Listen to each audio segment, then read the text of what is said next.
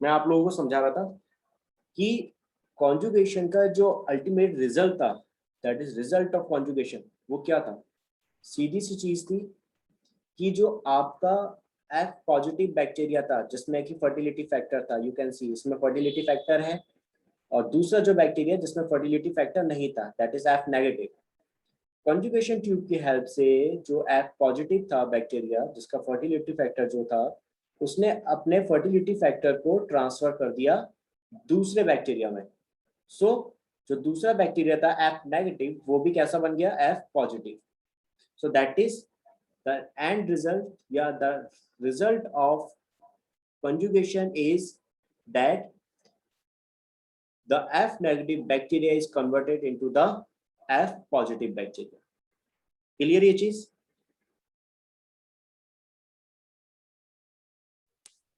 बात समझ में आई?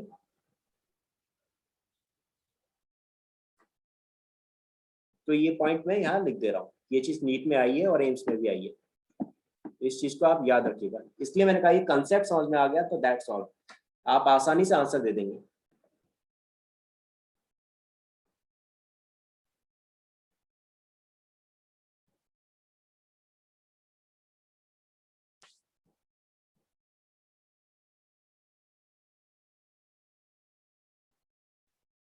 क्या है result of conjugation?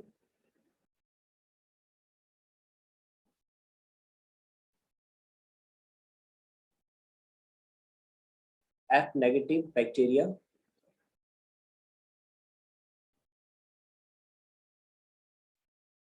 convert into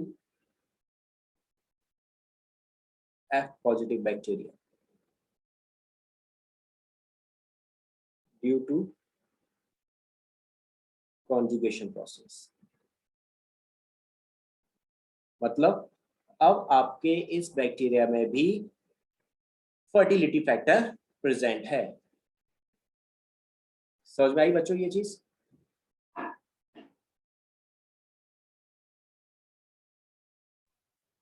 Yes.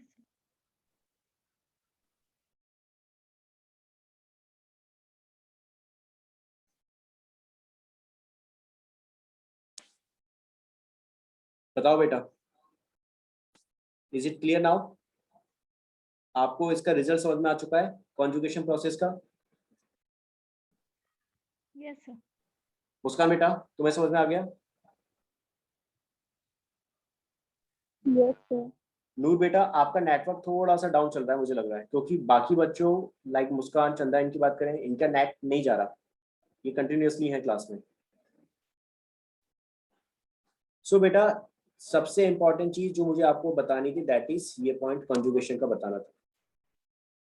ठीक है, इसको मार्क कर लेंगे, ये आपका नीट और एम्स में आया है, दैट इज। अब बात करते हैं नाउ, ये तो आपका हो गया सारा का सारा रिप्रोडक्शन कैसे होता था। ठीक है, हमने 3 टाइप पढ़े। आपका नॉर्मली जो होता है हमेशा फिजन होता है, इसके अलावा अनफेवरेबल टाइम में स्पोर्स के थ्रू प्रोड्यूस होते हैं spores, that is called endospore. उनमें कैल्शियम डिप्लोनिक एसिड होता है जिस वजह से वो एक्सट्रीम कंडीशन में सर्वाइव कर पाते हैं। और तीसरा कॉन्जुगेशन, जिसको जो फाइंड आउट किया था लीडरबर्ग एंड टैटम ने किया था इकोलाई के अंदर। और इसमें जो आपके 2 बैक्टीरिया होते हैं एक दूसरे क्लोज आ जाते हैं, जिस बैक्टीरिया में फर्टिलिटी फैक्टर होता है वो अपने फर्टिलिटी फैक्टर को दूसरे बैक्टीरिया को दे देता है, राइट? एक मिनट,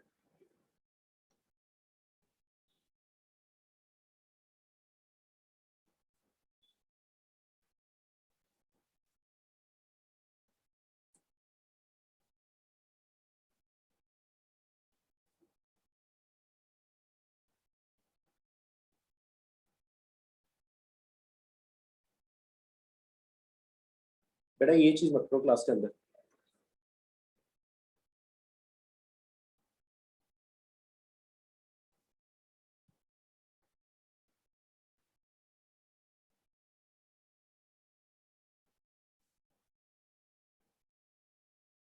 विवेक,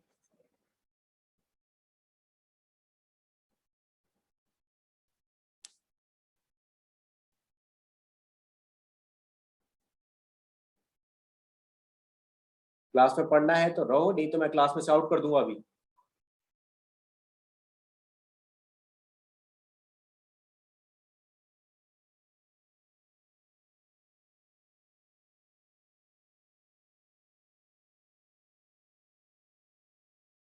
एक मिनट दो minute.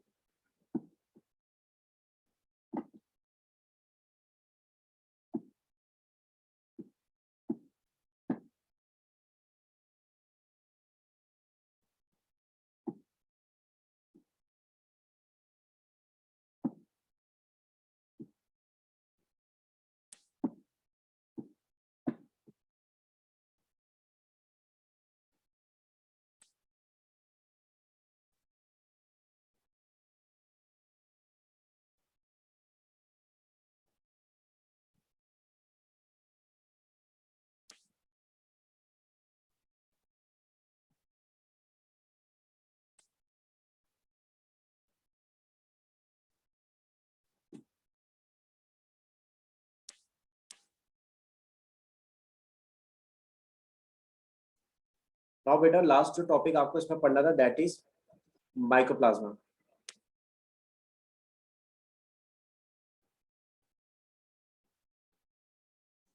Last one that is mycoplasma. आपका बैक्टीरिया जो था वो तो हमने पूरा डिस्कस कर चुके हैं।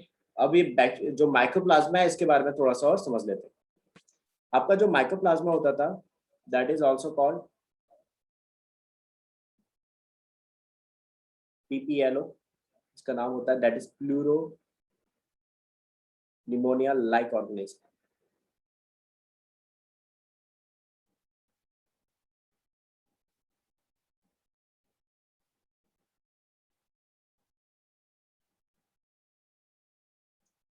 या फिर इसको हम बोलते हैं that is joker of plant kingdom.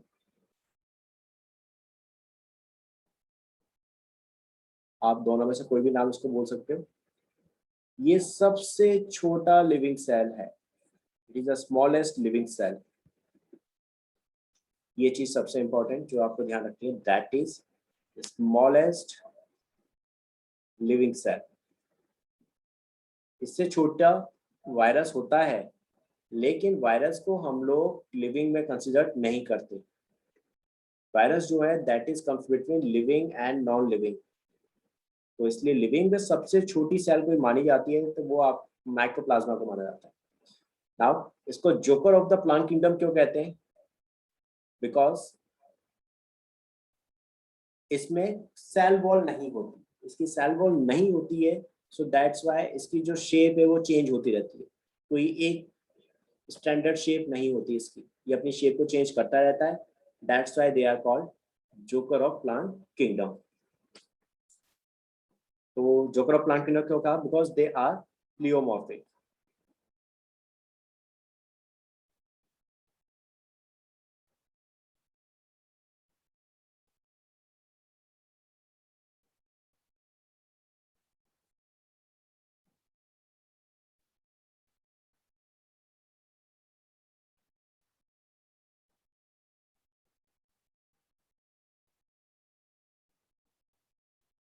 Pleomorphic का मतलब समझ आया बच्चों? दैट मीन्स इसका मतलब क्या हुआ?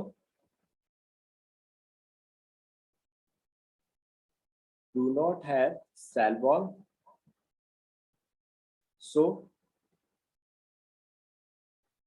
they change their shape.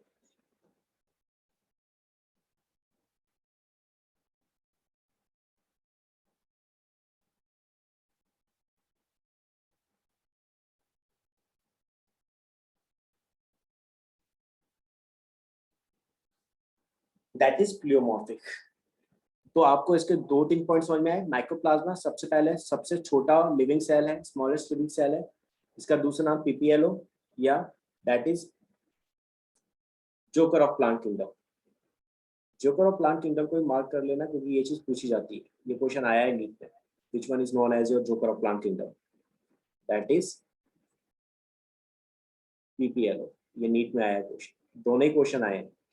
ये भी नीट में आया है और स्मॉलेस्ट लिविंग सेल जो है ये भी नीट में आया है। ठीक है। एंड दूसरी जो पॉइंट मैंने बताया प्लियोमॉर्फिक। प्लियोमॉर्फिक का मतलब ऐसे ऑर्गेनिज्म जिनमें की सेल वॉल नहीं होती, सो वो अपनी शेप को चेंज करते रहते हैं। बात क्लियर बच्चों? मुस्कान बेटा, चंदा बेटा, ये बात clear? Yes, sir. Yes, sir. ठीक। अब आ जाते हैं इसके कुछ और पॉइंट्स पे। नूर बेटा, आपको ये वाली बात समझ में आ गई जो मैंने यहाँ पॉइंट्स लिखे हैं?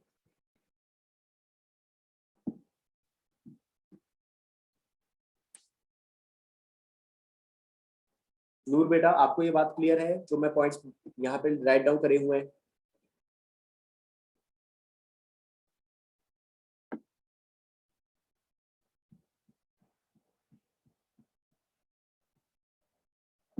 ओके बेटा, अब बात करते हैं कुछ और पॉइंट्स की।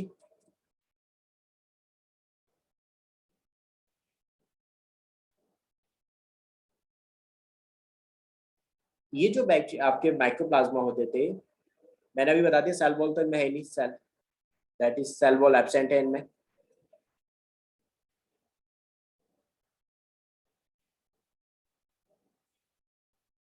इसके अलावा इनकी जो मेम्ब्रेन होती है वो किसकी बनी होती है? Outer membrane.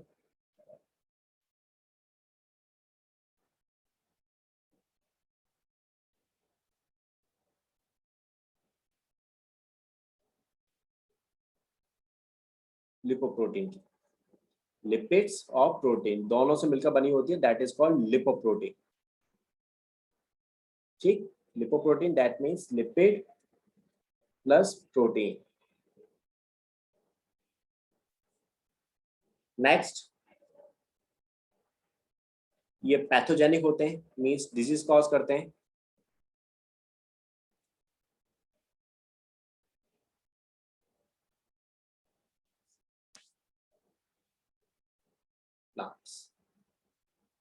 नेक्स्ट, एनारोबिक होते हैं। एनारोबिक का मतलब आप जानते होंगे, ऑक्सीजन के एब्सेंट में सरवाइव करते हैं।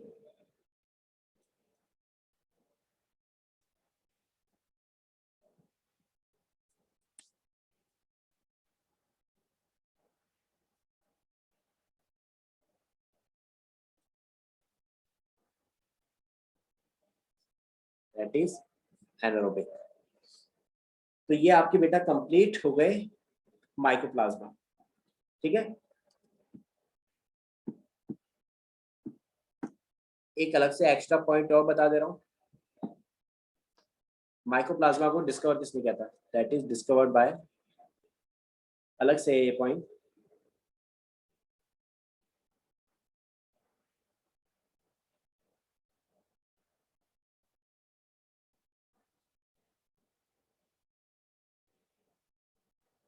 That is E nocard and E R rocks. आपको पूरा नाम याद नहीं होता तो नॉकार्ड एंड रॉक्स भी याद रख सकते हो। इन्होंने इसको डिस्कवर किया था। तो इसमें आपको केवल दो ही चीजें पूछी जाती हैं, that which one is called joker of plant kingdom, तो दैट इज माइक्रोप्लाज्मा। या फिर स्मॉलेस्ट लिविंग सेल कौन सी है? That is microplasma. और it shows the pleomorphic. Pleomorphic का मतलब अपनी शेप को चेंज करते रहते हैं, कोई एक पर्टिकुलर शेप नहीं होती, बिकॉज सेल वॉल नहीं है। So this is all about your mycoplasma. Clear बेटा ये चीज? Yes, sir.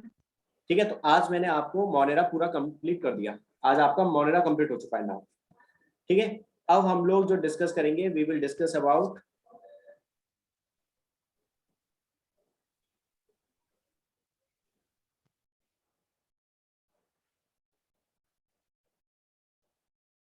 Kingdom protista.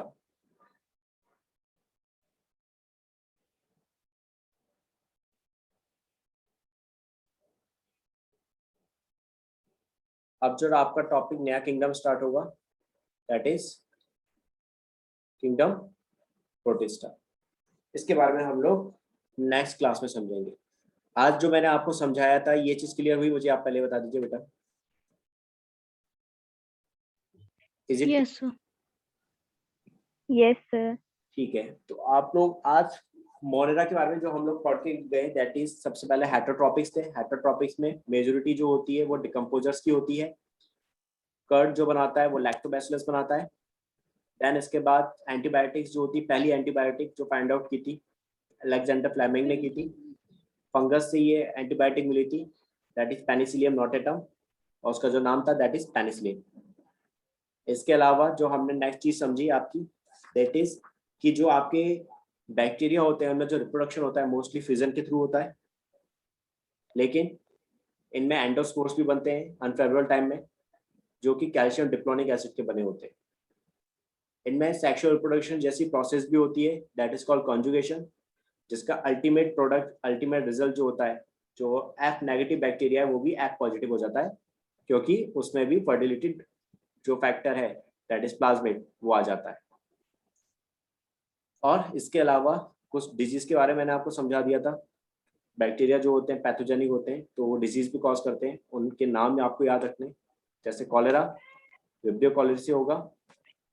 Then इसके बाद आपका नेक्स्ट जो बताया था आपको दैट इज टाइफाइड, हाँ typhoid, salmonella typhi, tetanus that is clostridium tetani, और लास्ट सिट्रस कैंकर जो plant disease that is xanthomonas citri होगा। आपको आज ये चीज वहां पर रख के क्लास से निकलना है, ये चीज ध्यान रखना कि इनमें से क्वेश्चंस आते ही आते हैं। इसके बारे में मैं थोड़ा सा डिस्कस करूं आपसे, तो पहले हमने जब स्लाइड्स पढ़ी थी शुरुआत में, तो मैंने बताया था कि ये इसमें आते हैं यूनिसेलुलर यूकैरियोट्स, और आपके मोनेरा के अंदर आए थे यूनिसेलुलर प्रोकैरियोट्स। एंड प्रोटिस्टा के बाद जो आप पढ़ेंगे फंजाई, प्लांटी, एनिमेलिया, उनमें आते हैं मल्टीसेलुलर यूकैरियोट्स। तो आपको एक चीज समझ में आनी चाहिए कि प्रोटिस्टा किंगडम जो है ये आपके मोनेरा और जो हायर यूकैरियोट्स हैं फंजाई, प्लांटी, एनिमेलिया, उनके बीच कनेक्टिंग लिंक का काम कर रहा है। It is act as a connecting link between your higher animals, higher plants, fungi and monera that is bacteria. तो कल हम लोग नेक्स्ट क्लास में इन्हीं के बारे में डिस्कस करेंगे। सो आज के लिए बेटा इतना ही। Thank you sir.